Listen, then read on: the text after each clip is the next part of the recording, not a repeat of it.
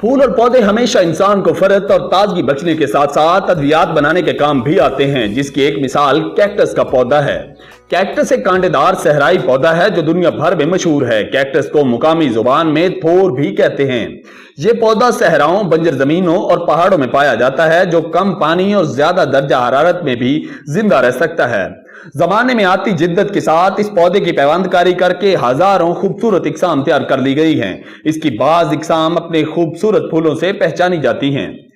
کچھ لوگ اپنی ساری عمر اس پودے کی اقسام اکٹھی کرنے میں لگا چکے۔ کانٹوں کو عموماً متضاد سمجھا جاتا ہے، مگر یہ پودا ان دونوں کا حسین امتزاج ہے۔ کیکٹس کی کئی اقسام کو اب لوگ گھروں کی تزئین و آرائش کے لیے بھی استعمال کرتے ہیں۔ کیمرہ رپورٹنگ ٹیم کے ساتھ محمد اشفاق مہر، 7 نیوز قصور۔